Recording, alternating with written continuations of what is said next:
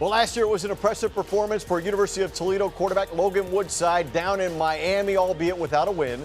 The second half, the difference in that matchup, it's a game the Rockets, who returned this season, they have not forgotten. Miami's a fast, physical team on defense especially. The DBs are ball hawks. They're always around the ball, whether it's a run or a pass. And it's a good test for us. I loved playing there last year in the Hard Rock and against those guys. Kind of tests me a lot, but I liked it. It was awesome, and I can't wait to get them up here. They had a lot of big plays that we got to shut down on defense. We gave up a lot. Big run plays, big throwing plays. You just got to make sure we're mentally sound and come out and play the best we can. With more on the Rockets and Canes, here's BCSN's Mark Kuntz and Rocket Radio broadcaster Mike Robinson. Hurricanes brought out a new turnover chain in the win over Savannah State.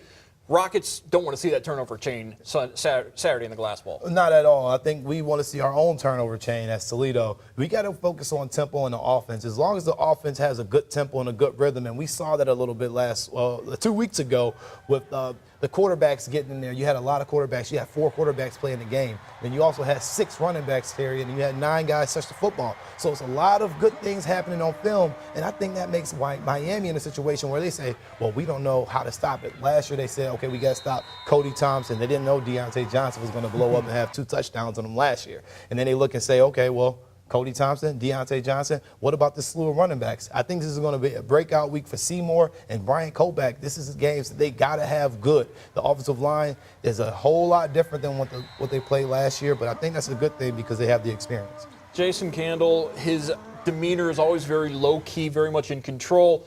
Football's such an emotional game. Is he going to have somebody on his staff kind of scouring the Miami publications looking for bulletin board material? I don't see that. I don't see Jason Candle being a bulletin board kind of guy. He's the only kind of guy to say, hey, what about us? It's about us in this house. It's about us in this program. We can't worry about what they do on the outside because everybody on the outside is an outsider, whether it's us in the media or whether it's people in the stands or even fans.